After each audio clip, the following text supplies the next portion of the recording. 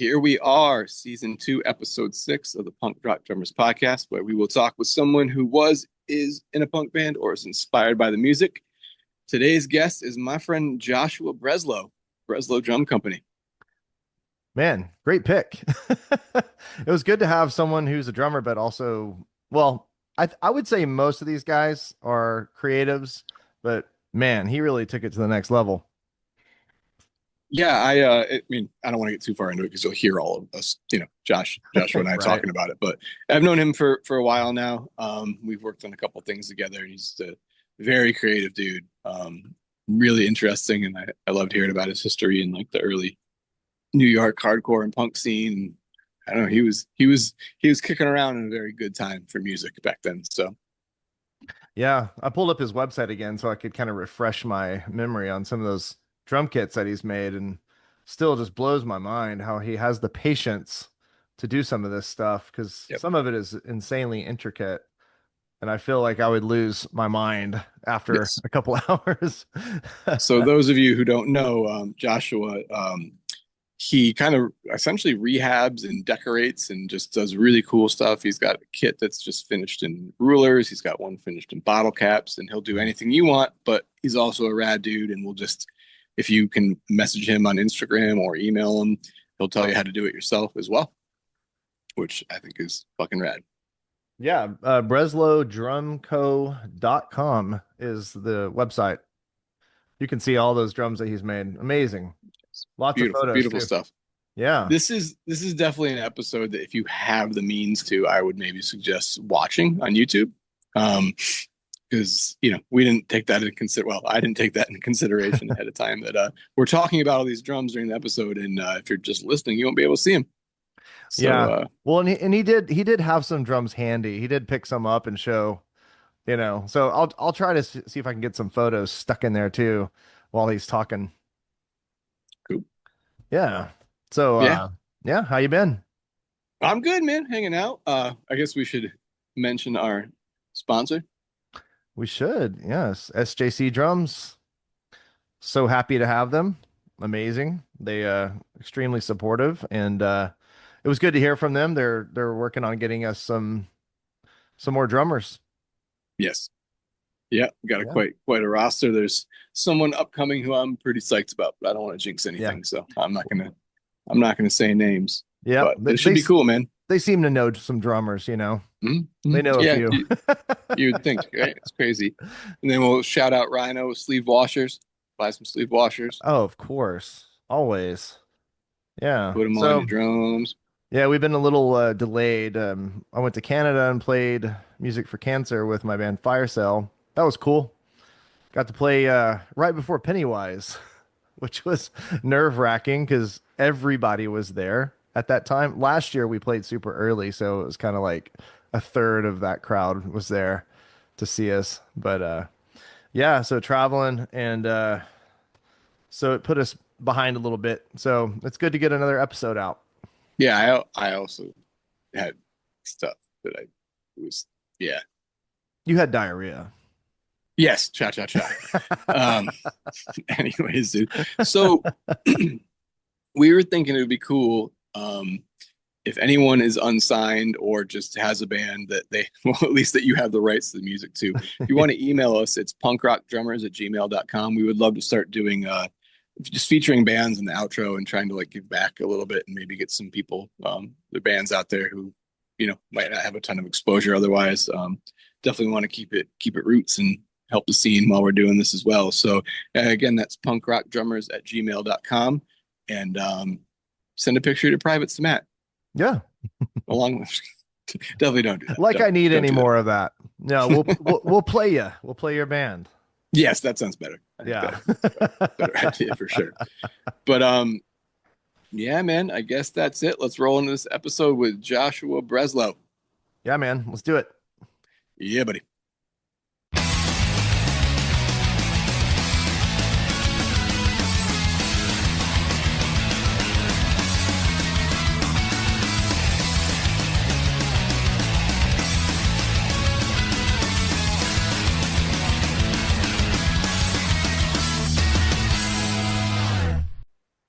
We got audio? Think so. Good morning. Matt, nice to meet you, Matt. I'm Joshua. Nice to meet you too, Joshua. There we go. Now we can hear you. Cool. How are you this lovely morning, sir? Good, man. This is like this and cleaning out my daughter's shitty car are my two goals for today. Well, we're gonna make this more annoying if we can. So Yeah, man. Go for it. let me it's my channel here. All right, dude. So here we are, another episode. Today we have Joshua Breslow, Breslow Drums, is a drum company. Thanks for having me, guys. I appreciate it. Thank you for being on. Yeah, thanks for Um, joining us. this is going to be a cool episode. It's going to be a little bit different than what we usually do, and I'm really looking forward to it. We see we got some stuff in the background there. So, yeah, man, I don't know if we should just start more with like just your entry into drumming, just in general. Yeah, sure, sure. So, I grew up in New York City in the Bronx. Kind of went through my teenage years in mid to late 80s. So in New York at that time was just exploding with all of these incredible scenes. So we had like the birth of hip hop, um, the punk and hardcore scene that was just thriving. In the art world, we had pop art. And then a little bit after that was like new wave. So like as a kid, 13, 14, 15, I would, go to these places and go to CBGBs and I never went in, but I'd go outside and just watch, the whole scene and just learn from it. Me and my friends, like 13, 14, just stand across the street and observe all this stuff. And it was incredible. Seeing Keith Haring's artwork all over New York City really That's so inspired. cool. Yeah, so I think at 16, um, I was in Times Square and they had a live drummer, just, somebody just trying to make some money, not a bucket drummer, but like a real kit. And I think that was the first time I ever heard like live drums. And I could watch like really closely, and I immediately was hooked and um, asked my parents if I could get a drum set, which was just never going to happen because we lived in a two-bedroom apartment in the Bronx on the second floor with neighbors everywhere. So um, that was never going to happen. So I kind of put my drum dream on hold until I turned 20 and moved out to the Midwest. And once I was on my own, I bought a drum set and immediately just sort of figured it out. Took a few formal lessons, but I had been thinking about it for like 4 years in my mind. So once I got a hold of it, it didn't take too long. I think within 2 or 3 weeks, I was already in um, a band. Oh, really? That's Yeah. amazing. Well, yeah, I think it's a bit of a later start, but it seems like you've already kind of were a drummer for a few years in your head before this. So were you tapping around on? Yeah, I was definitely tapping around. I was definitely also just emerged in as much as I could learn on paper and through hearing because I couldn't really play and I didn't really know much about like the mechanics of the drums at all until I bought a set myself. Um, and once I bought a set myself, it just sort of clicked in. It was just like a big toy. Yeah, it's very similar to my story too, because I think since third grade, I knew I wanted to play drums, and then I didn't get a drum kit till I was 14. So whenever I did get a drum kit, I pretty much knew what to do already, just tapping around like you did. Yeah, for sure. It's definitely for some people it's a real instinctual Mhm. primal kind of urge. So yeah, once I started, I've never stopped. So that's been 30 years of playing. Yeah. Like, what was the first band you're in? Like, what kind of style of music? Yeah, it was sort of like that pop punk indie style, that was going on.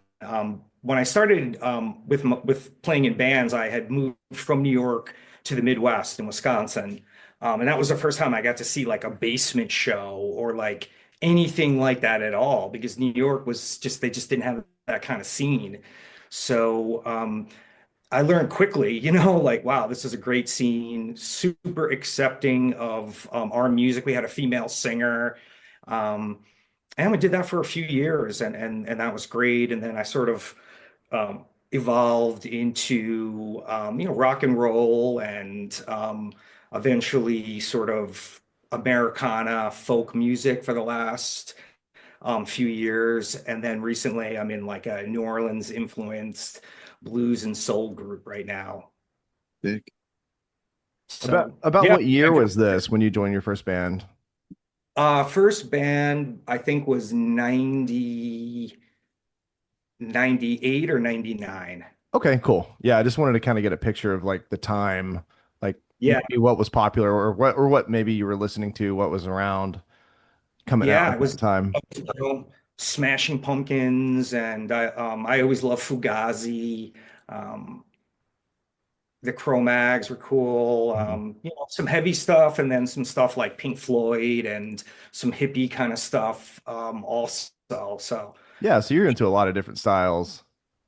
Don't talk about the hippie stuff. It's a punk rock podcast. yeah, I'm just yeah, no joking. hippies here, man. No, I'm just fucking with you. I gotta ask, dude, what was the name of the band?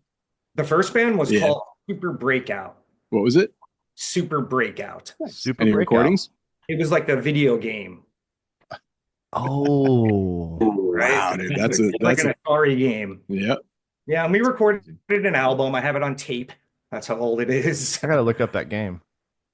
Oh yeah. Any streaming for that stuff, or I don't think so. I don't think so. you think you'd ever try to get it up there, or just let it be a memory? I think it's just a memory. There's some of that stuff, yeah. Yeah, it almost sounds like somebody else is playing, but I mean, I've always been into a lot of different genres of music, and I definitely try to understand them. So, if I work with like a singer-songwriter, I'll have like the appropriate kind of approach. So I'm not really, locked into one style per se. I try to be versed on a bunch of stuff. I did play in a reggae band for a while, and that was fun. So, a little of everything. It's always cool to join different types of bands and play with different people, different speeds, different different flavors. That's what I always did. I never said no to anything, you know, and Yeah, I think it kind of shaped me. Well, and it put me in some really cool opportunities too. You never know who you're gonna meet. I agree 1,000%. I say yes to almost everything. Hmm. And yeah, it works, drums, just like you guys, and probably tons of people that are listening are just interwoven in my life. I live in like a drum museum, basically, and I collect vintage. I collect MIJ. I love MIJ stuff. Excuse me. So I just have a huge amount of drums and cymbals, and it never gets old. Never gets old. Wild, but yeah, I mean, I think there's a big value. Oh, he's gone. Sorry. And we're out.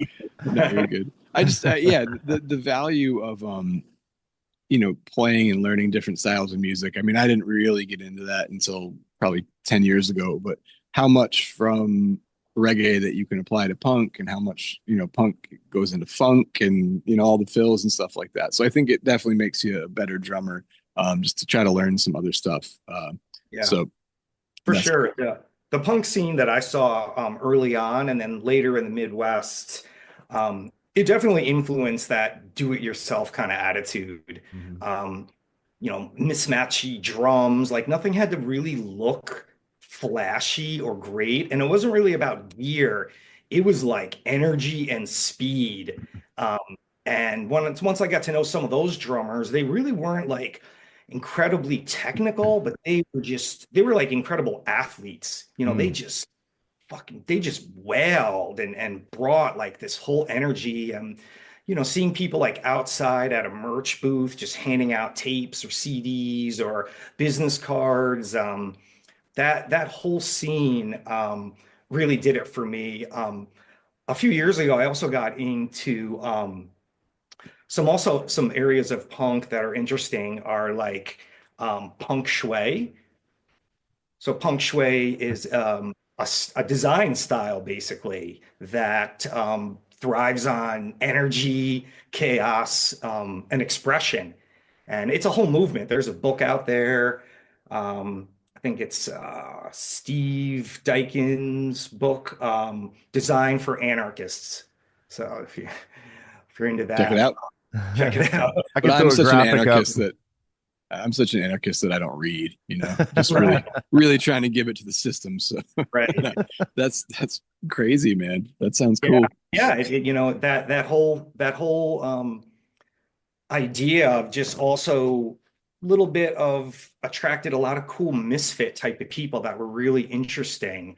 So I think I definitely adopted that. And when I started my company, um, that sort of idea of like promoting it like on the ground, being really visible and really trying to have this like genuine energy, but in a really sort of accessible, cool, calm way.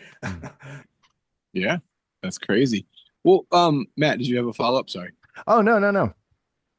Sometimes I get with my little mental condition that I have, I sometimes rapid I fire have it too. questions. So Yeah. So this, I'm trying to give Matt a little room to ask questions yeah, this is before we go too Christian. far He or gets on to the next excited. thing.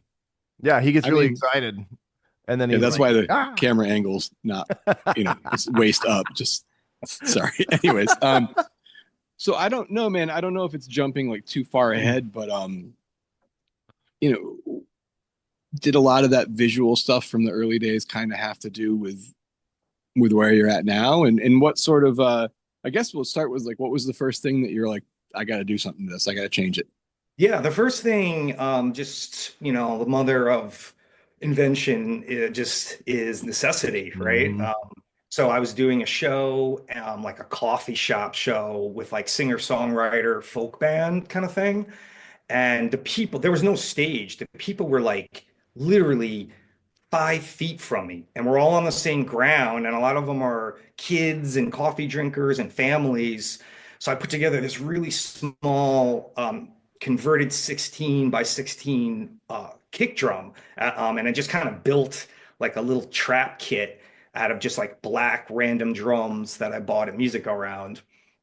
And our guitar player, who's Dan Krill, who's a fantastic musician and a great friend of mine, turns to me and says, "Wow, man, just black? Like you're such a creative person. I'm surprised you don't have something more creative wrapped on the drums." That burned a hole in my soul. I love Dan. I know you're gonna watch it. I love you, bro, but that hurt. And it was like, what am I doing? And I think it was literally the next day I, got out the box cutter and ripped the wrap off. And that was really the start of it. I ripped it off, and as soon as it was off, it was almost just like I was off this island in like in the atmosphere. Like the ideas were um, endless. So the first one I did, I wrapped in maps. So it was just very blue looking. And it was like a 5-piece drum set, all done in maps. And that was the first kit um, that I ever did. And I never really thought about like making this a company, or I just wanted to have a versatile kit that I could play with this band. Is that on your website? It is on my website. Yeah. I've got Yeah. it pulled up over here. I'm looking at all your cool drums. Okay. Yeah. Yeah, so I guess from there, that band disbanded, and I was left just sort of, you know, without a band after like 6 years of really, recording 2 albums in a studio and tons of shows. It just ended really abruptly, which I did not like. And Hmm. I sort of vowed, I'm like, I'm going to start this company and I'm going to be in control of it, and it's going to represent me and my artistic fire, and I'm not going to let anybody put it out, and I'm not going to let anybody tell me, what to do or not do. And if I want to do commission work for people, I'll pick and choose the commission work. Like if it works for me and them, I'll give my 100% honest um, effort as much as I can. If it's an idea that doesn't work, for me, I'm not going to do it. But I think I was shocked by the band breaking up, and it just really lit a fire that I wanted more control. And around what year was this? This was COVID. Oh, so it was 6 years Yeah. previous leading up to COVID. Oh, I so think it I the think a lot of Breslow's us. only been going for 5 years? Yeah, it was Oh, five or wow. 6 years Wow. before COVID, and then it broke when we broke up through COVID. Recorded two studio albums. The band was called the Watchbirds, and the music is out there. Are So you serious, dude? That's you? in the I Watchbirds, Yeah, I've heard that before. That's funny. yeah. Yeah, I have some friends that are like really into the Americana folk stuff. Dude, Okay. that's wild. I had no idea that was. I mean, I'm not like I can pretend and sit here like I know your entire catalog, but that's Oh, wild. sure. No shit. Yeah, Well, that's got yeah. to make you feel good. I've heard of it before. It does. Thanks. Yeah, yeah. It was a great band, and that's what hurt so much when it ended. Because I thrive on collaboration.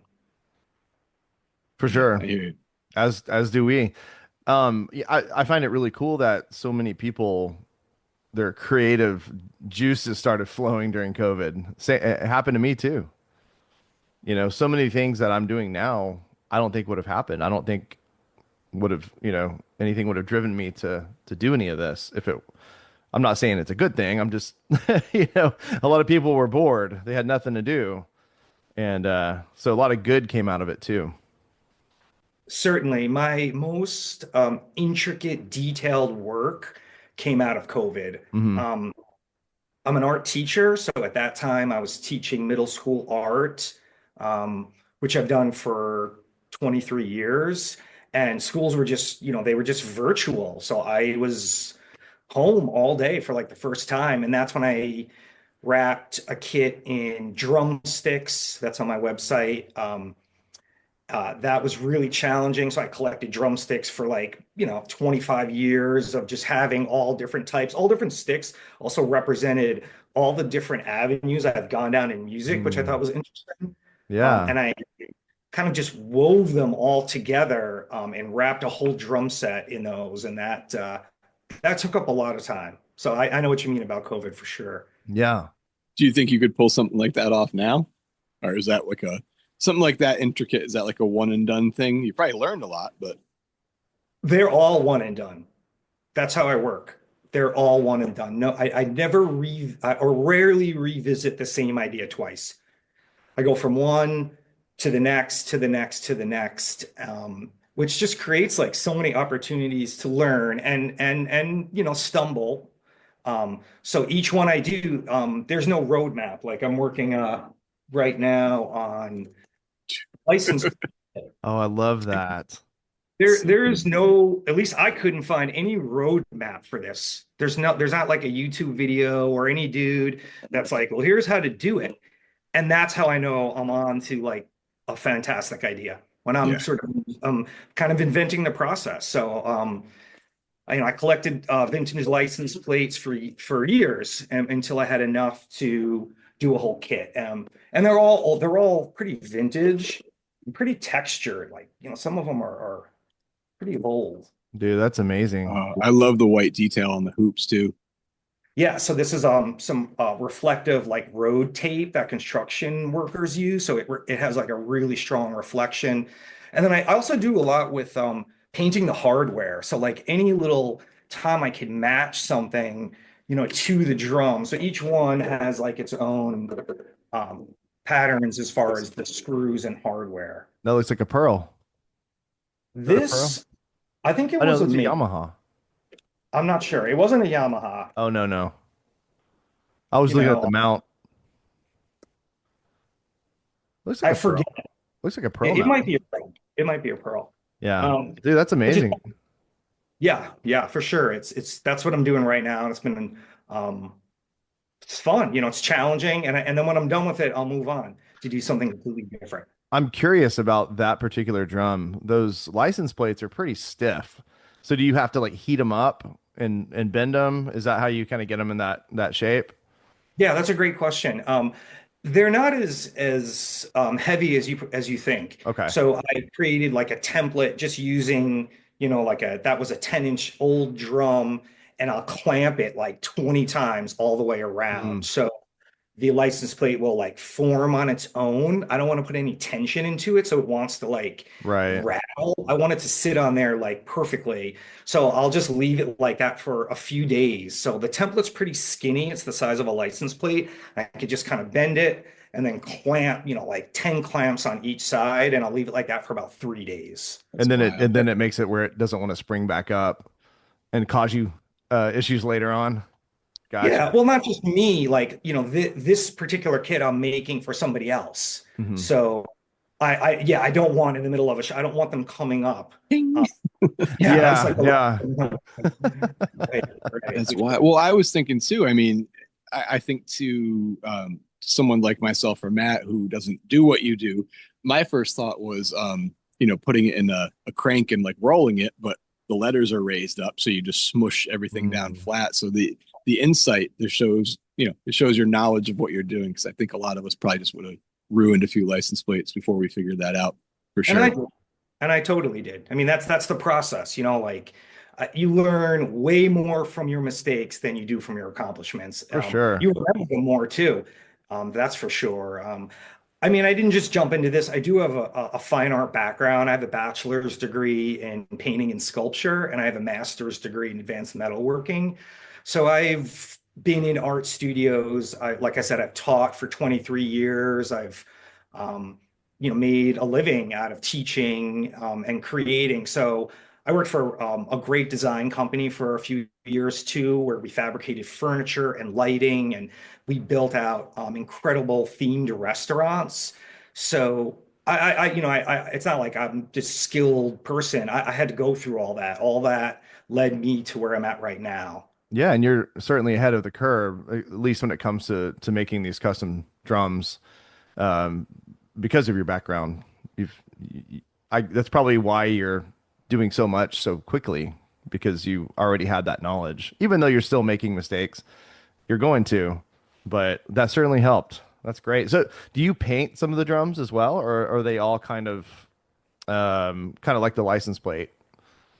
Uh, Um, I have a few that I've painted the drum head, uh-huh. but usually, I'd say, 80% of what I do is some form of paper. Okay. So I collect paper. So I've also like have a lot of knowledge with varnishes and adhesives. So every time I'm going to do a project, like here's just a little matte drum.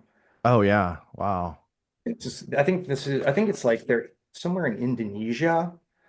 So each paper is different. So each paper is going to take like its own adhesive. So I have a bunch of sprays. I have all kind of adhesives, and some of them make the paper react weird. So I do a little test first just to make sure that, the paper isn't going to run or bleed or do anything weird. So I'll do a little Right. test to see what the paper's like. And then after I've done that, then I know I'm kind of ready to go. And then I'll try also a varnish. Okay. And So that paper looks like an old map. it's an old map. Yeah. I know it's probably a little bit hard to see here. For Is those that who are my house, listening. Josh? It might be. Dude, or Joshua? Sorry. I'm gonna slip here and there. That's okay. Um, that is wild, dude. I kind of wanted to touch base on, I know we spoke on the phone, so I don't want to, but um, I think in essence, what you're doing really like hits home base with the whole, not to have to tie everything back to punk rock music, but it's sort of the theme. Um, what I think I love not the most about what you do, but I love the fact that you share. You'll tell people, right? Like as far as I remember from your website, you'll tell people how to do this themselves. You didn't come up with this cool thing. You're not guarding it. You're not keeping it for yourself. And that's such a cool thing to be able to just like to give people this knowledge and give people the means to fuck up and make their own mistakes and learn. I guess it's not a question, but it's a compliment. And I just think it's so fucking cool that you're doing this and it's not just this guarded thing for yourself. And that really is Yeah. it's a good spirit to have, man. Yeah. Um, I appreciate that. I really do. And I think I was, influenced, like I said before, from that early scene, like the cassettes, like people stenciling stuff on the ground, and just this sort of attitude of like brashness, like I don't care. And there's times where I try that too, where I'll think of an idea and I'll be like, okay, like it's a little vanilla. Like, how can we push it, a little bit beyond that? Like the license plates, like, yeah, maybe a bunch of people could have come up with that. So I had to like match the screws. And I have this sort of hardcore competition with myself about, pushing myself further. Um, yeah, and I don't have a lot of rules. You don't There's want not to a paint yourself into a corner, right? there's not a lot of rules existing for what I do. Like the experiments that I do create the rules. If it doesn't work, then, like I'll change it. Um, and then sometimes, not everything has to look perfect. Like lately I've been into that more too. If something's a little off or sometimes things can be mismatchy. Like I'm really inspired by the grandfather of all drum tinkering, which is R. David R. I mean, he really influenced me big time. And he just had this whole philosophy of like, use what you have. Use what you have. If you got it around, use it. If it doesn't match or it's a different color, like come up with something. Another online personality is Mike Malone. Mike Malone is in Oshkosh, Wisconsin. If you're not familiar with Mike's work, he featured me in Off the Beaten Path, episode 2. And Mike is an incredible resource if you're not familiar with his online work. He's great. So I've learned a lot from him, and I'm constantly learning. That's for sure.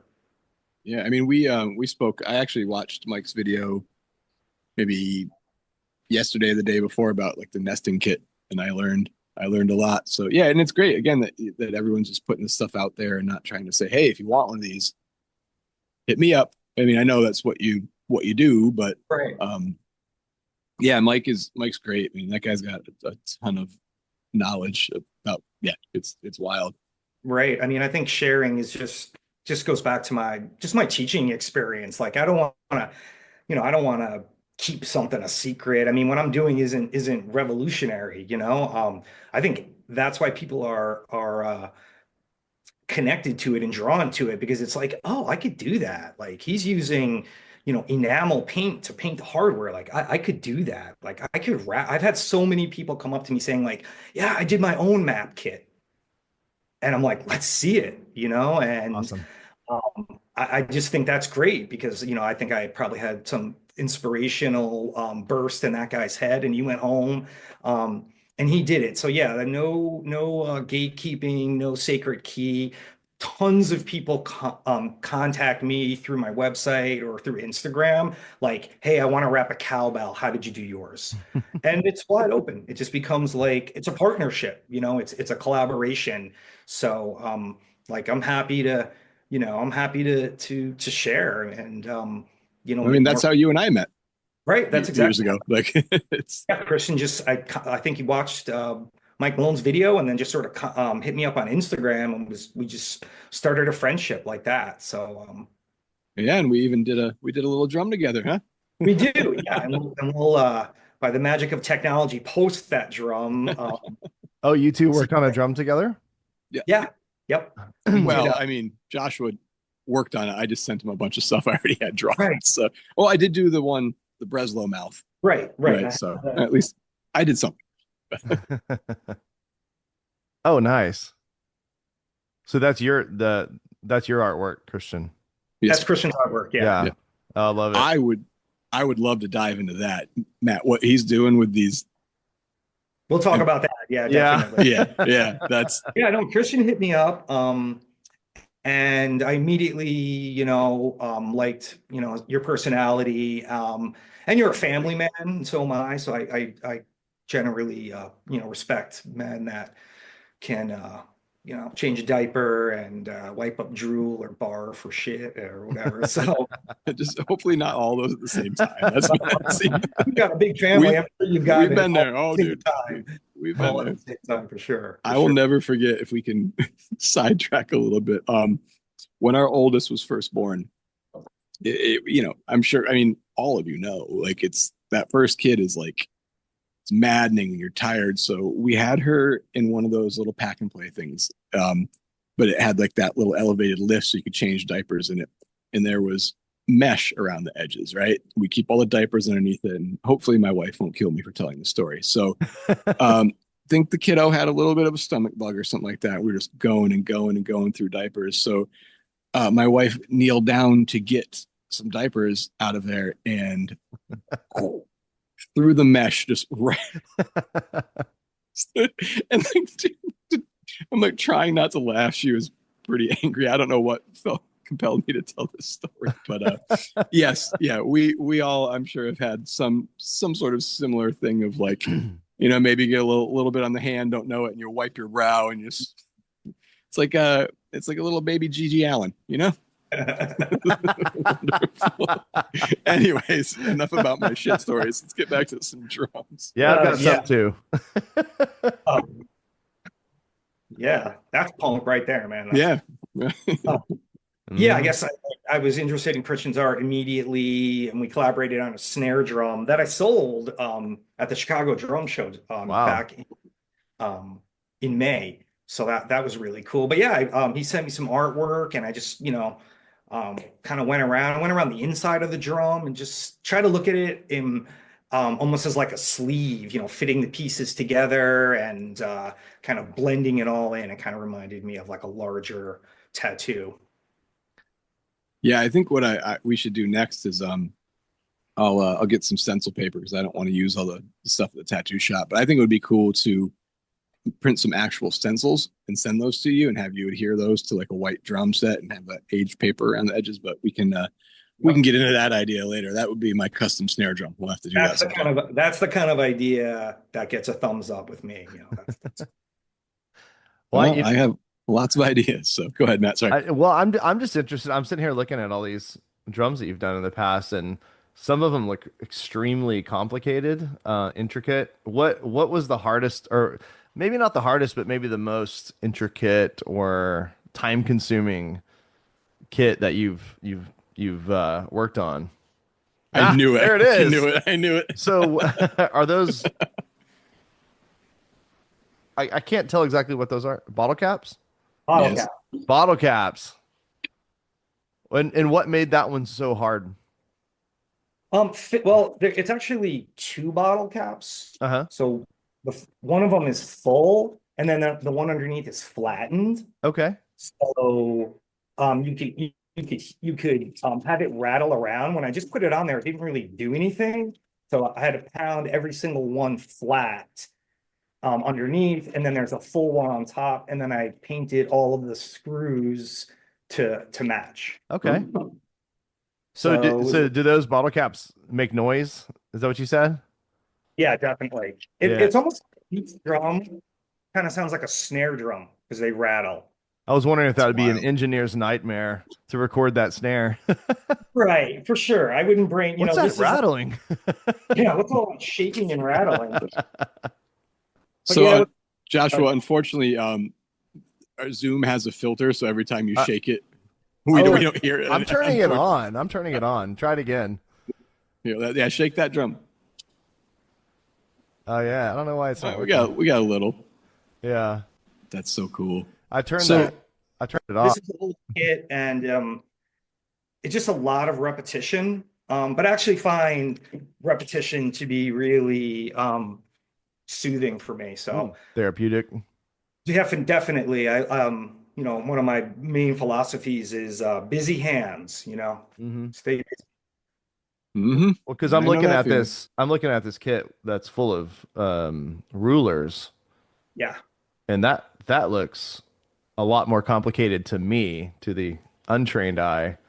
So I find it interesting that the bottle cap one was the hardest. But I guess it's the way you said you stacked the bottle caps to where Right. one is above the other, and then they move. Right.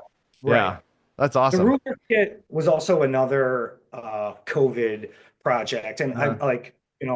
I'm a middle school art teacher, so finding broken shit in your room is just like par for the course. Like middle schoolers are like puppies, like they Right. just things they break. Like, how can I break this ruler? So I was constantly collecting just broken rulers, and then COVID hit, and I just kind of came up with the idea of the whole thing. And again, no roadmap for that. So it was a lot of like trial and error. And the hardest part with that one and the drumstick one is to get the rulers to go right up to the top, but not be able to get caught on the head. Oh, right, I, right. I'd get it all done. I'd put the head on, I'd go to tension it, and then one ruler would just be, a quarter of an inch or an eighth of an inch up, and then it would get hung up on there. So I had to Well, go back in and well, file. at least she always knew how much to take off. Little Tells you ruler right humor for there. you there. Yeah. My, So, my buddy Jared said it's the kit that rules the world. Yeah, I'm sitting here looking at it. It looks awesome. Yeah, that one that took a lot of time, but I had a lot of time then. Yeah. Oh, with you the were with the bottle cap kit, I'm curious. Did you pick the dimensions of like the actual size of the shells that you picked just to have? Like, did you test out multiple things, or did you kind of do a I layout? didn't. It was a project early on. I probably do that now, but it started off as just we wanted to have like an alternative kick drum up on the front of the stage for the folk group kind of thing.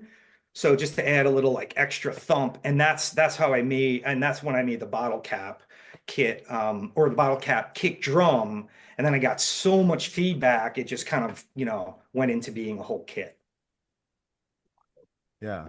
So, Yeah. what are the other the other drums that go with that kit consist of Yeah, size wise? it's a 20, 10, 12, 16. Okay, that's I've got A it crazy. lot pulled of, up right now. I'm looking at it. That's amazing. and there's Wow. also an interesting like strip down the front, That's which I what I was use. seeing. Yeah, dude, I guess those would probably rattle when you kick the They, pedal. they, Yeah. yeah. I mean, like I said, that's how I know I'm on to a good idea when there's very little to no examples of it around. Oh, yeah, for sure. I can't imagine there being another bottle cap drum kit out there. I say that I used to say that all the time, and then like 2 years ago, I went to the flea market, and this guy had like a pan drum, Yeah. had bottle caps all over it. So Dude, I did a folky kind of thing for a little while with my brother, my uncle, and some other guys that we would play like pop hits, but we do it with like banjos and all that stuff. And I actually had a washboard during that, and I had no idea what I was doing. So I'd take those rubber palmed work gloves and I would super glue bottle caps to the fingers of them, and that's how I played it. And then people would be like, "How'd you think to do that?" And I'm like, "Well, I mean, people have been playing washboards as instruments. I'm pretty sure since washboards were made to wash clothes, but I had no reference of people playing with thimbles and spoons, and then I epoxied measuring cups around it. I had a little like a Zilbell on it and stuff like that. So it's cool how creative you can get when I intentionally didn't look into it. Like I didn't want to know the proper way to do it. I just wanted to trial and error. And that first washboard just disintegrated because I drilled so many holes in the frame around it. But that's it's a wall art now. I think we've moved on from that project. Well, it's It's funny. I'm done. But looking at his website and I see a washboard. there you go. I see yeah, a drum kit with mounted a on. washboard that's wrapped in paper. Looks like. Yeah, yep. I wrapped the outside in paper. That was from my friend Dan. Ooh, my favorite band, They Might Be Giants, is right on the kick drum. Yeah, that was a friend of mine that came to me and wanted a small trap kit type setup, and he gave me all of his CDs. And he's like, Oh, "You could." that's all. Okay. They're all his real CDs. Those were like the jackets. Yes. Oh, So he gave, that's cool. gave me like, it seemed like 50 or 60 of them, and then I actually picked out the ones that I kind of liked, and then I just wrapped them around the drum and on the. Well, being from New York City, I guess They Might Be Giants is just kind of a given Yeah, that you're gonna like them. definitely. Yeah, no, definitely. That's Yeah, yep. amazing. Wow, what a great idea. So that was his idea, and you brought it to life. Yeah, he kind of just came to me. I had the drums. He kind of told me he wanted like a washboard up mounted on it, and then Mhm. wanted like concert tom drums. Like it didn't want them to be really loud and Right. just punchy. So I cut the drums, and yeah, I just kind of did what instinctually came to my mind. Amazing. Well, Have you and had any go ahead, Matt. no, no. Well, I was also curious. So you cut drums. You cut them shallower, right? So you would have some knowledge on the right angles and how to see. I don't know about that, so I don't know the terminology, but I know that there are certain ways to cut the edges to where they actually sound good because you can really mess that up, right? Definitely. Yes, that was also a lot of trial and error, cutting the bearing edge. That's what it is, bearing edge. Yeah, I had a router table. In the beginning, I just did it by hand just to like get a feel for it because I was intimidated to use the router to just like, it's Yeah, just jumping into it. There's no like, and even though I always do tests, I always mhm, practice stuff first because I don't sure. want to ruin. But it did take probably a year or two to get confident enough to use the router. I watched a bunch of videos. Mike Malone has a good one on bearing edges, and then you just kind of learn by doing, and snare beds, cutting the snare beds also. A lot of different philosophies on how to do it. I do it with like a rasp or a file, and but yeah, different depths. Yeah, I cut drums. I cut drums for people. I cut drums for myself quite a bit. Yeah. Kick drums. Well, and I was wondering, like, is there a kind of like a set angle that works the best, or does it depend on the depth of the drum? Does it change? Yeah, it does. It does depend on the depth. It also depends, at least I always ask if it's for somebody else, like, what's their intention with this instrument, Hmm. like what style, and that'll kind of dictate the bearing edge a little bit too. Okay. But usually it's like a 45 or like a round over. I don't do anything fancy. I think I only have about, two or three different types of bearing edges that I feel confident doing. Sure. So for people that don't know, the difference of the sounds and the bearing edge is how much of the head is making contact with that surface. I'm pretty sure like a round over is going to give you more contact, which will give you a little bit more of like a thump, like a warm sound, right? And the angles you'll get more sustain, or is it the Right. other way around? No, no, that's accurate. Okay, okay. Yeah, wow, that's wild. Yeah, Um, I didn't know that. I didn't understand the mechanics of that. So yeah, that's cool to Yeah, think about. a really big part of drumming because that's where the head is going to sit. Yeah, That's the contact between the head, and the drum. So that makes total sense. Yeah. yeah, if you have a drum and you're at home and it sounds like shit, you could try to just like take it off, resand the bearing edge, just to learn. Yeah. That's how I start. well, you and I were talking about that before. It's yeah. I mean, obviously, a nice drum's going to sound nice. It's to a degree, right? But a lot of it's tuning. And I really do think that you can take a junky basswood kit and do the bearing edges and put good heads on it. And once you record and you put all the other stuff in with it, and is it going to make a huge difference of what kind of wood it is and what kind of brand? I really don't think. I mean, when we were talking to Nick Brannigan from Bane, I asked like that ride cymbal on that sounds so good. What was it? And it was a fucking Sabian B8, and it just cut through the mix the right way, you know. So I think limiting ourselves to the nicer stuff is kind of damning in some cases, you know. Get some cool Yeah, sounds I otherwise. try, especially if it's work for a client, 100% fresh heads, and that even if the kit might have been salvaged or cut, I always put new heads on them. Good Hmm. man. That's good. Yeah, that's a big part of it too, is just finding the right heads for the right tones. And absolutely, that's cool. So Yeah. did anything ever start and then not work out? Did you have like a project that you just kind of I've, abandoned? I've had a few. I wrapped a kit in records, and I had to use some heat to bend the record, and I didn't abandon it. I did it, but it was really challenging, and I still need to make one more drum, and I haven't. So that I don't know if I'm going to go back to that one anytime soon. I have a few drums just right here that I Oh, could I'd show. love to see him. Yeah. This is just a concert tom, and Oh, Egyptian. I really try to go with like a piece of pottery or like an Aztec drum or um, something of that nature. Oh, it looked Egyptian from far Yeah, away. definitely has that feel for it. Yeah, Egyptian for sure. This is about 3 years old, and this is when I first started to paint the hardware.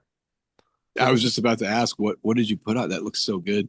It's well, I use just like the adhesives and all that other stuff. I have a variety of paints, enamels, car paints, oil paints, acrylic paints. I think these were enamels that I painted, but I did the just kind of led me into doing basically all the hardware.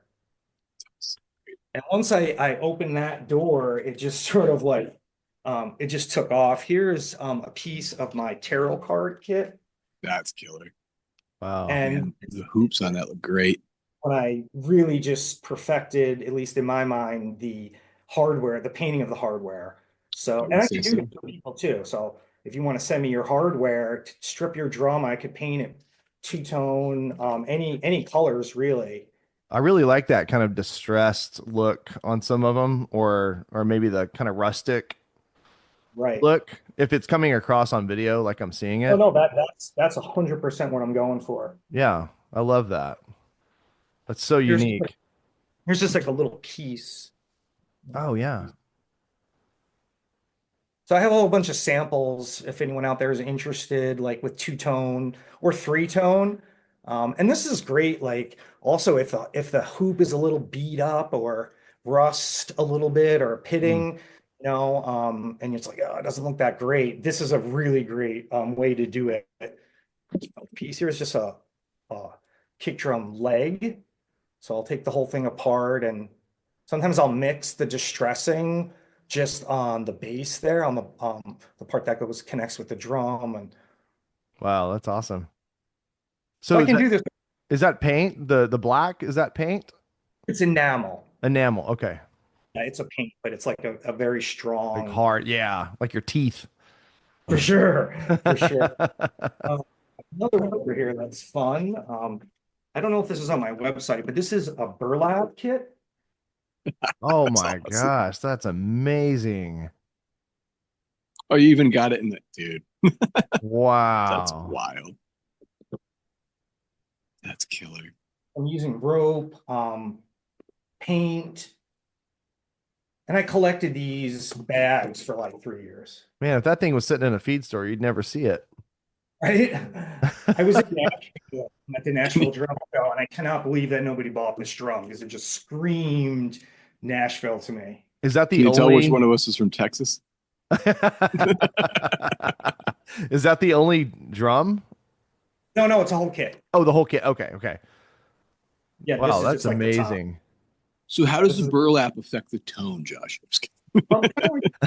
so it kind of it's a warm, kind of earthy kind of sound. It definitely it doesn't really dry it. I think it just sort of adds its own muffling.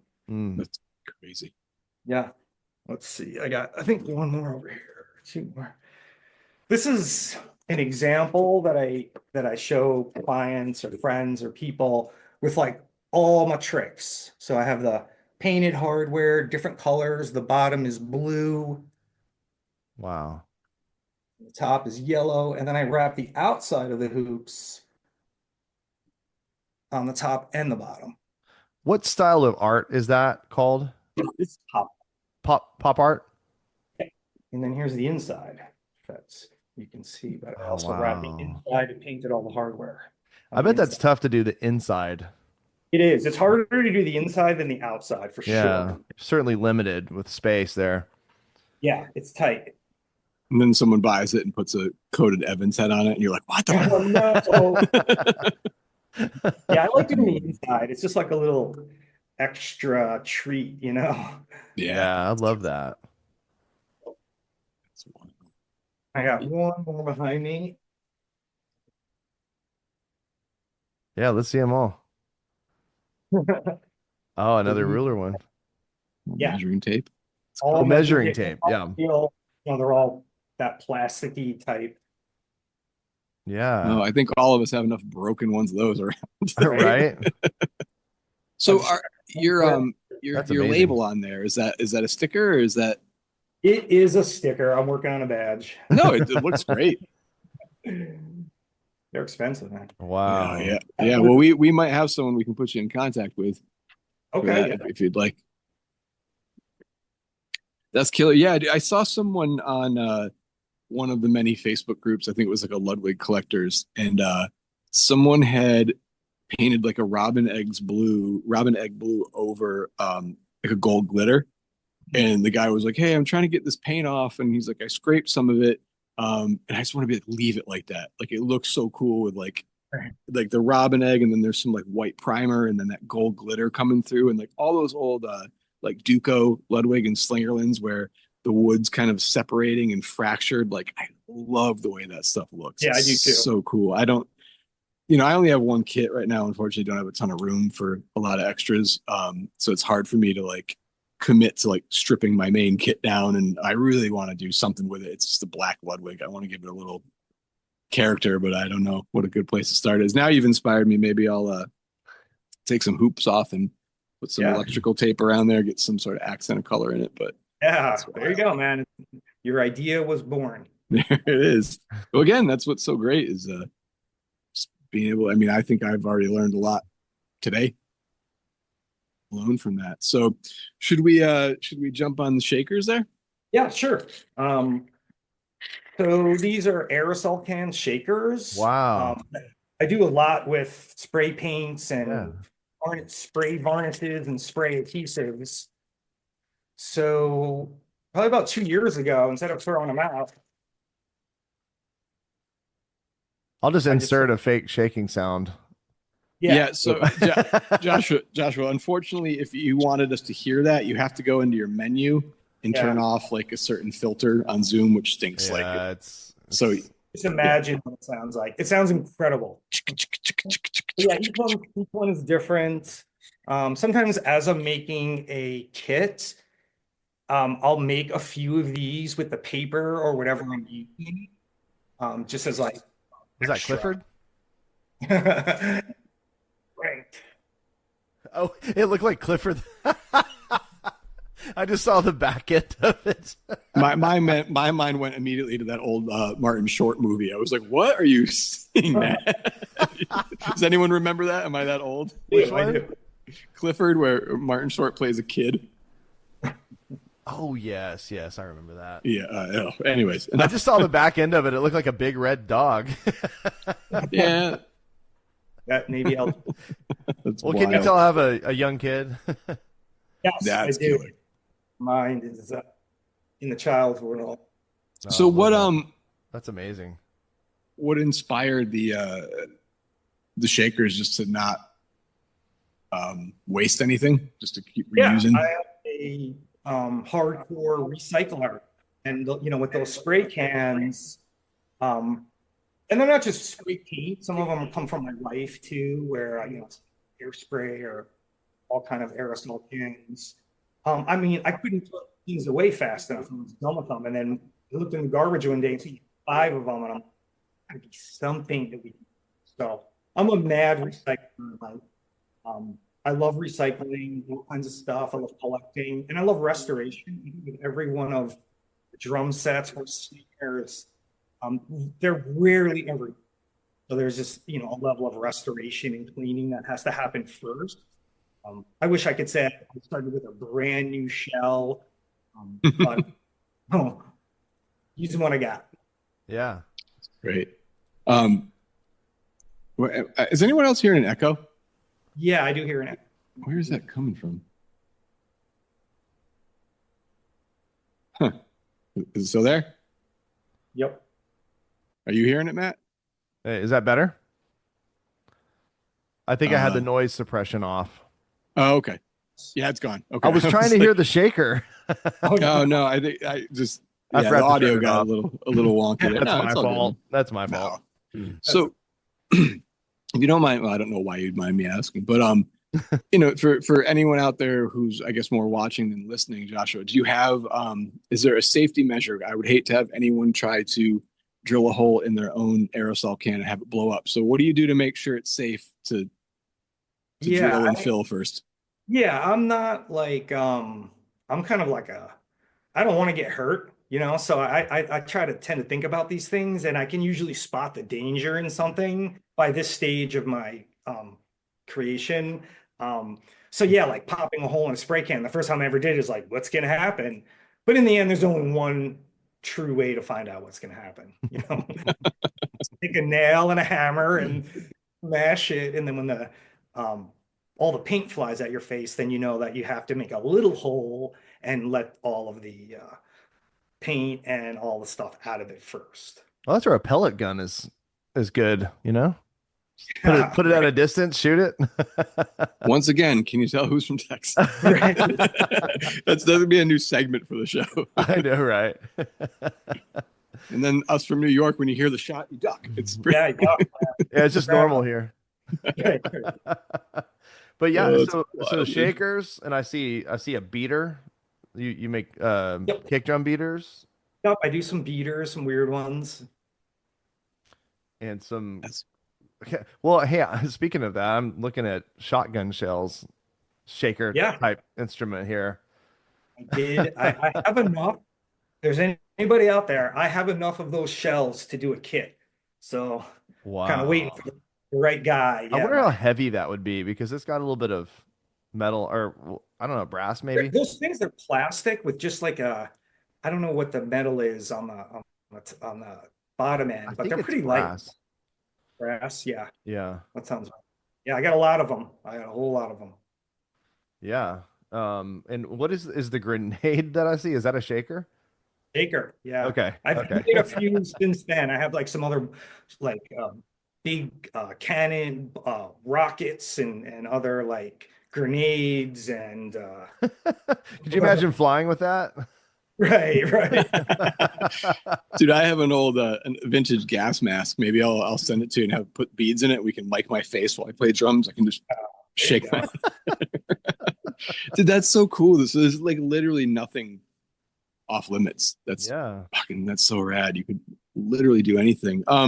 Would you mind kind of touching base on just like a little bit of experience you've had with just so maybe if there's someone listening or watching that might want to try something like what is just a good place to start as far as like adhesives and stuff goes for your Yeah, average paper. for sure. I would probably start with like 3M, just a basic spray adhesive that you could get from, Menards, Lowe's, Home Depot type.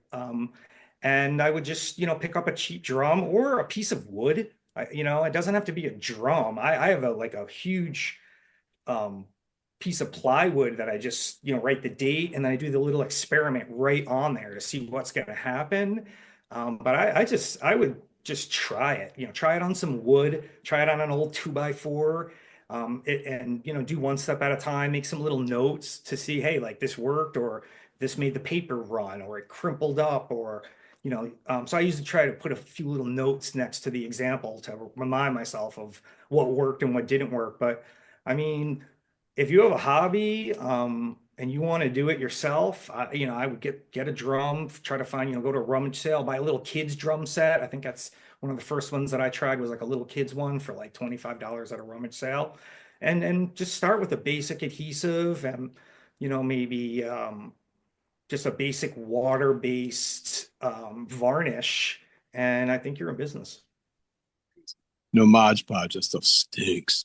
It does stink, and I've had trouble with Mod Podge. I use a lot of that in the beginning, and it gets activated if it gets wet, Jeez. like reactivates. So I don't use that I anymore. was searching for that word in my head earlier and I couldn't think of it. Mod Podge. Oh yeah. Yeah, yeah. It's We're a it, crafty an arts and craft family, so it's funny. This has reminded me, my cousin Tanner, he's incredibly talented painter, pinstriper. He fabricates things. Um, he does basses now. He paints bass guitars. He's going in business with Little Joe from Lagwagon. They're starting a custom bass business. But 20 years ago, he took my Yamaha kit. We took everything off, sanded it down, and he painted it like a orange sparkle. And so this was, kind of new 20 years ago to doing all this. And I remember after maybe a week or two, it started just cracking everywhere. Like the paint, it was like it was rejecting the paint. Right. But yeah, I think he learned from that for sure. And it ended up not being too bad, but it was definitely noticeable. And I don't know what the mechanism was that made that happen. But have you experienced stuff like that before? You've done a drum and then all of a sudden it's like it's not happy with whatever you did. Yeah, I have. I also do a lot with priming. I don't think I really Uh-huh. mentioned that, but a good primer, especially if you're gonna, I mean, like with the license plate kit, I primed the whole thing first, Hmm. the inside and the outside, and I think that kind of gives it a little grit Yeah. to paper or whatever else is gonna come. But yeah, I've definitely made my fair share of mistakes. I try as much as possible every time I do a show with my band. It's always a great opportunity, to play, but I bring a kit that I haven't played and kind of run it through, Mm. what a 3 or 4 hour show is. Um, and my band is the Logan Avenue Alley Band. And it's great. Like we play a lot of different types of venues. So, I could just try a kit. Had it, I just played the stamp kit recently. Um, and I never played it. So I brought it out and we did like a 4 hour show. And I feel like everything, the vibrations, nothing came apart, everything was good. So I'll just kind of make a mental note. But I've had some things fall apart, especially in the beginning when I didn't, take like account that I want this to look incredible and sound incredible. Hmm. I make instruments of art, not sculptures. Right. So Yeah. you could say after a 4 hour gig that that one got your stamp of approval. Yeah, I dragged it into this place. I played on it for 4 hours. It sat out. We did our thing. You know, um, and it just gives it a little soul. Just to it's not just fresh out of the shop. Like I think it's got like a test drive. Yeah, for So sure. wild. I gotta, you know what? Facebook Marketplace is another place. It's just littered with like cheap kids drums. Maybe I'll just bite the bullet and give it a try. Yeah. I think that's a great point that we could talk about just for a little bit, Christian, is where I get this stuff. Definitely, I have a killer music go round, Greenfield music go round in Milwaukee, Wisconsin. That place is incredible. I'd say half the drums and pieces and parts I get is from there. They have a whole like used drum mismatchy section. So if I need to match something or a lug, for like I can go get a drum for like $15 from that place. And those guys are incredibly cool. Um, a lot of it comes from there, and I check their website so I can see. Facebook Marketplace also brings in a lot of stuff. Um, I don't really buy things off of Reverb unless it's for my own personal like Mm. stuff, because Right. that's expensive. And people give me things. It is incredible what people give to me. I'd say I've been given at least 15 drum sets from people that are moving, you know their kid doesn't play it anymore. My neighbors down the street, Steve, he comes up with stuff. Friends, everybody knows I collect, and pieces and parts and drums are just constantly being sent my way. That's so great. Have you ever got like something that someone brought to you that was like some crazy vintage, like really valuable, or is it mostly just Yeah, I mean, I've gotten a few Ludwigs. I've got some old stuff. I've gotten some made in Japan stuff that people just, don't want, or, the basement dweller kit that is actually a nice sonar, but it just looks like shit because it hasn't been cleaned in 25 years. I So, love those. I love sonars. I wish I could afford yeah, for sure. a good one. Are a They're lot of out there. these kits, are they kind of like Frankenstein kits, like different brands? Maybe you get a really good sounding, floor tom from this brand, and then maybe, like a good rack tom from another, and then you just make them kind of look the same. Does that happen Okay, quite often? yeah, occasionally. I try to keep them together. Hmm. Um, I try not to use, three different drums within one drum set. But yeah, Yeah. sometimes, you know, um, you got to use what you have, and sometimes they can get a little mismatchy. But I try to just use midline like Pearl, Mapex. I try to use a good like middle of the line drum set. I don't want something super cheap. That's just Right. gonna crumble, but I don't want to cover some beautiful wood either. Yeah, Well, as you were saying before, when we were discussing the possibility of like that nesting kit is, I mean, this would probably be useful knowledge for people too, is you don't want to start cutting thinner shells because you want to take over Y. Yeah, I mean, a lot of like MIJ stuff or really cheap kits will just sort of, blow apart. hmm, Uh, so yeah, if you're going to cut something, I definitely recommend cutting something that has quite a few plies to it and a good blade. And I usually put painter's tape around both the inside and the outside of the drum, and that seems to help quite a bit. I can imagine you're probably pretty good at taking a really bad sounding cheap drum and probably making it sound decent, right?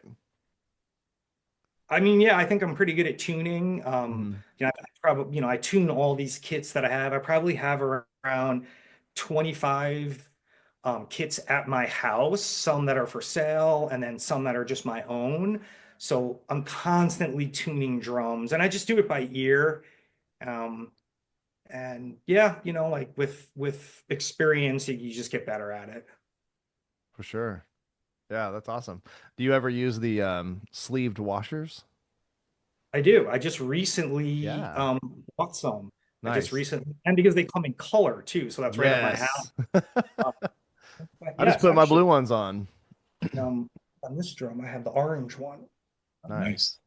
and a white one. Yeah, that's our buddy. That's Rhino. That's awesome. Yeah, I love those things. Yeah.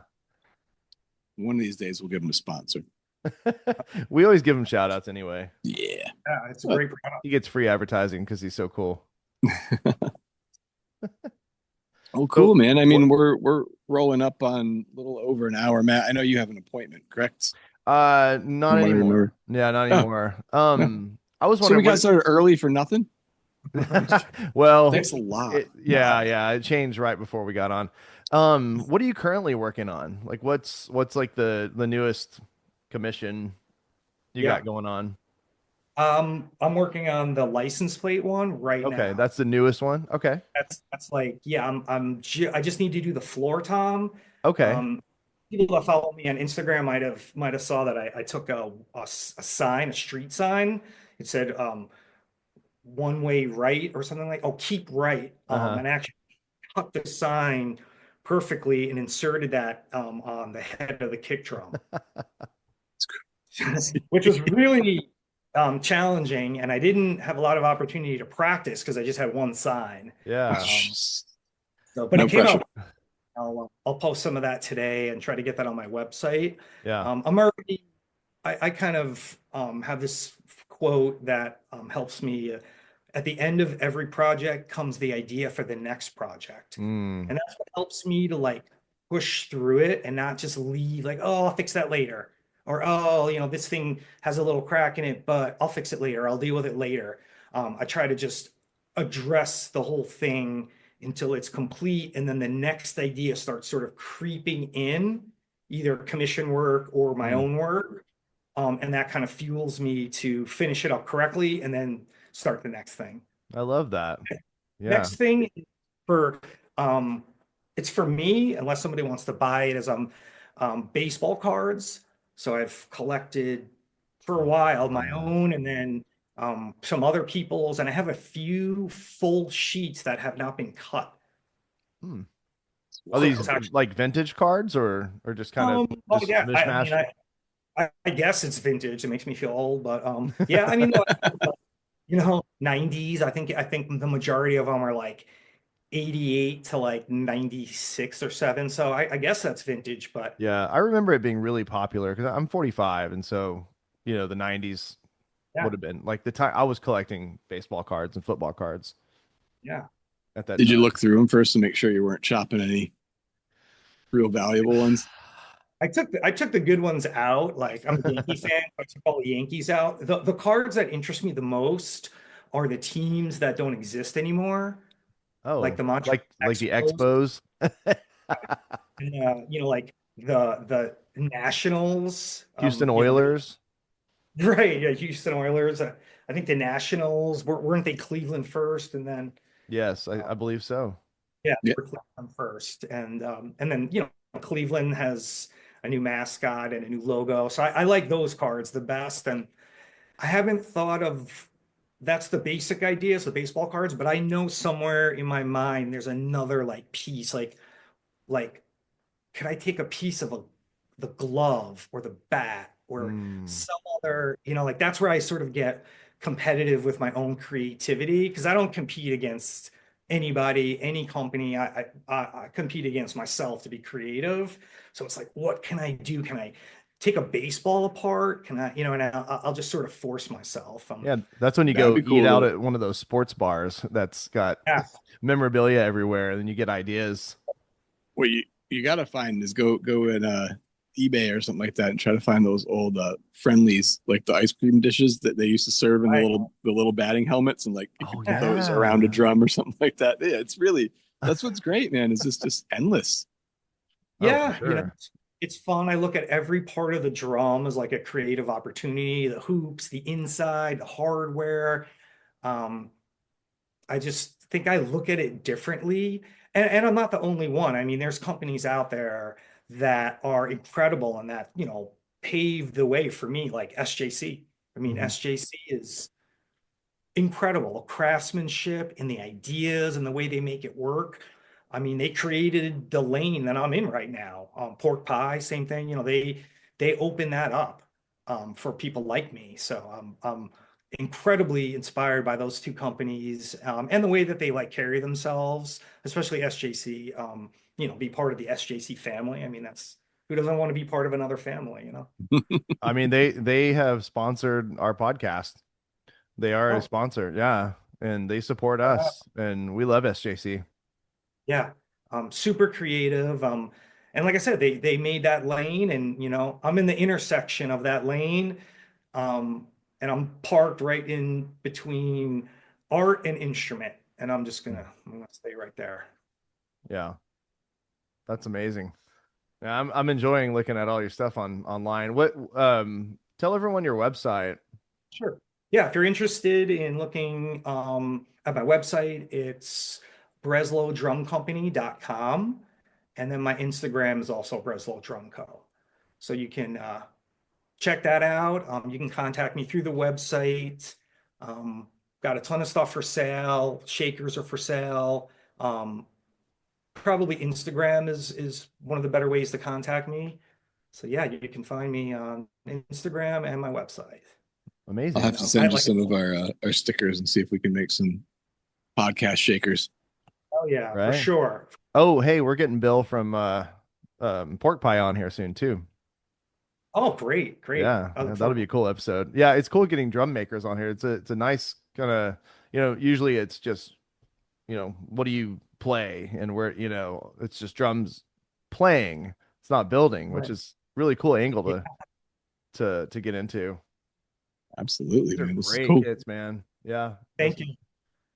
just I'm just looking through here and I'm just amazed by the creativity of it all. I just never would have thought of it. So the next drum kit, you need to make a sleeved washers drum kit. Just cover the Hey, whole kit. My God, me maddening. yeah, I love those things. Yeah. Oh, Also, just a quick shout out to some of the people that organize the drum shows that I do. So, Drugans has organized the Chicago Drum Show, I think, the last 2 years. I've been exhibiting there for 4 years. Those guys are incredibly organized and friendly. Since they've taken it over, the show has just thrived. And then I've done the Nashville Drum Show twice, and that whole like Nashville community is so nice. They had Jay Weinberg there doing demos as an exhibiting artist, and he's walking around talking to people.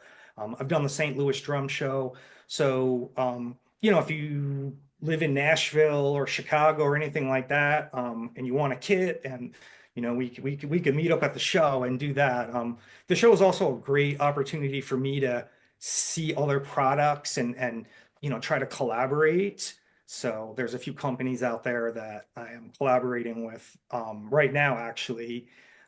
So that's something new and something great. But the shows are pretty incredible because it's just all drummers, you know, Hmm. it's everyone gets it and everybody knows what you're talking about. So Yeah. Are you going to NAM? I have not done NAM yet, Okay. I but want to go this year. I think it's in January. I would love to go first. I went to the Chicago Drum Show for like 3 or 4 years before I Hmm. ever had a. So yeah, I've also now doing this full time. So I left my teaching position last year, as a middle school art teacher, and I am doing Breslow Drum Company full time now. So It's amazing. you know, Congratulations. if you're Yeah. out there, when you're interested, you have an idea, you want knowledge or collaboration, I'm definitely out here. And then I'm also in the future is some gallery shows. Yeah. That's awesome. It's cool. Times are tough, and a lot of people they have to have a second job, and looks like you're doing really well. Well, thank God I have a lot of support from Hmm. my wife, and who's, allowing me and encouraging me to do what I'm good at and what I want to do. And that's this. I mean, as soon as I'm done with you guys, the license plate drum is going right back in the shop, and I'm going to go right out there and work on it. My workshop is probably maybe 300 feet from my house. So, That's killer. That's amazing. Awesome, dude. Well, Yeah. we usually, Matt, I don't know if you had any other questions, but No, I'm good. I'm good. yeah, yeah, we usually roll out the episodes with a segment called "Questions from My Kids" okay. or our kids. I don't know if I know Matt's daughter's not feeling Yeah, too well, so my daughter got kicked in the head with a soccer ball yesterday, and we spent the majority of the night in the ER Ooh, with a concussion. So got concussion or she got a concussion. She's sleeping it off right now. So keep an eye on her. um she's tough. well, good thing Matt's wife is home today. So Yeah, she's a high yeah, school teacher and she stayed home today. So we actually had Matt and I had a conversation this morning, and I'm like, I know Joshua well enough to know that like if you need to take care of a kid, if you have to reschedule, yeah, he's not going to be upset. So no, she's I'm sleeping. The luckily doctor it's so said rest, rest, rest. So let her head heal. So she's okay. I now we checked hit on her to soccer make sure balls. she was still breathing, and then I came out here. So all Put a is little good. Matt has a Yeah, so little go ahead. streamer that he put on his finger and put under her nose, and so we know she's safe. But so okay, so sometimes with these, I'll have my kids write questions down, and I don't see them ahead of time, so there's probably going to be some pee pee poo poo stuff going on here. But we'll But I see. haven't seen before, man. I've been living in middle school for, Oh for God. 50. Oh, yeah, nothing phases you. Okay, so all right.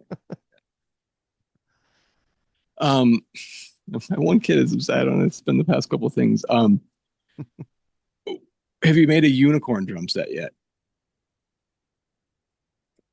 I have not made a unicorn drum set, but the second you said it, I started to get these little flashes of like the horn coming out of the kick drum and Hmm. like how it could be. So Kids it's have not probably something got to I be the need best at right. It's not ideas. something I need for myself, but hey man, I'd make that for a kid or somebody else for sure. No, I've never made a unicorn drum set, but I'll Okay, put it on the list towards the back. sweet. Not off the Um, table. we can cut this out. But how how long does it take you to do the mustache every day? Oh yeah, mustache question. Great.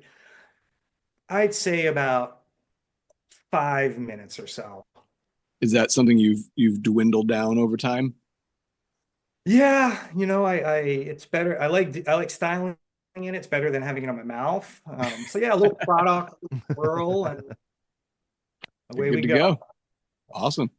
All right. Well, that pretty much that covers it for the day, dude. Thank you so much for your time. This has been great. It's been nice now that the kids are back in school on my end and you're retired. It's been great that we've been able to chat here and there a little bit more and keep in touch. And I'd really love to do something again in the future. So maybe we can connect. And it would be really cool if we could do some sort of collaboration with the podcast and some artwork and do like a drum or some shakers or something like that. Maybe we can.